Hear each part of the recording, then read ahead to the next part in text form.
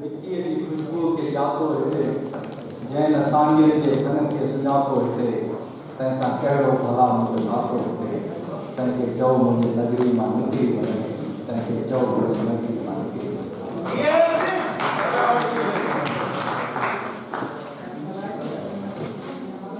Dear ladies and gentlemen, WSC is holding this conference at this very historical juncture of the history when NATO forces are leaving Afghanistan.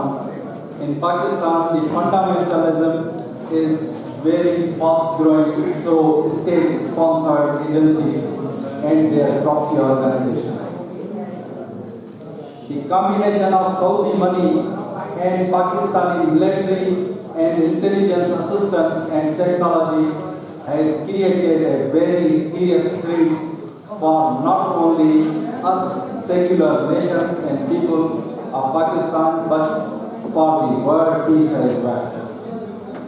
Pakistani state, which is based on fundamentalist ideology, two nations theory, which preaches hatred against all other religions and denies existence of other real nations in Pakistan.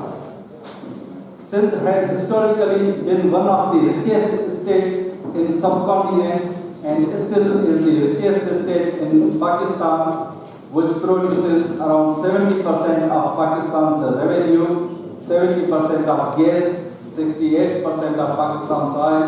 Sindh has the largest coal reservoirs in Asia, hence more than 50% of Sindhi people are living below poverty line. According to World Food Programme, malnutrition in Sindh has increased to 23%, when in Africa, the emergency standard is 15%. According to Pakistan's Pediatric Association, recent report last month says 40 to 50% of children in Sindh suffer from malnutrition and 65,000 children are dying every year because of malnutrition in Sindh. This is all happening because of criminal negligence of government, exploitation of our resources by Punjab and its army, and corruption of PP and MQM government. Today Pakistan is epicenter of terrorism and world is fighting with wrong enemy and supporting and funding Pakistani establishment who are creating terrorists. Pakistani army establishment is supporting fundamentalist ideology, gives funds and free hands off to the fundamentalists and their proxy organizations such as Jamaat al-Dawa and Hafiz Saeed, who are declared terrorists by the international community.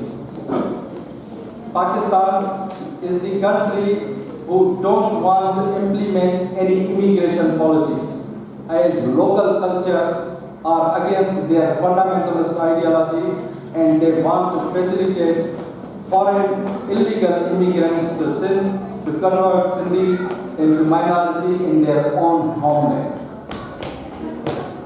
In Karachi alone, according to government's own figures, that there are 5,200,000 people are illegal immigrants.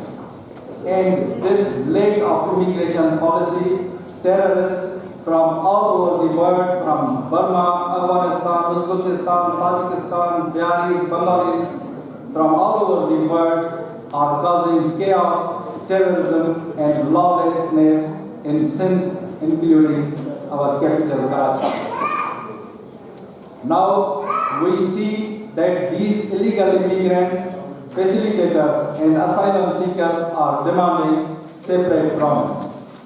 It is just like here in London, if the asylum seekers become in little majority, they can demand London to be separated from rest of the England.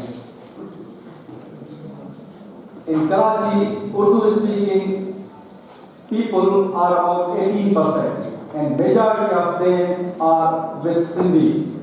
Their marriages and integration into Sindhi culture is happening naturally like all other immigrants in Sindh all over the history, because we have been receiving people in our history from a lot of countries.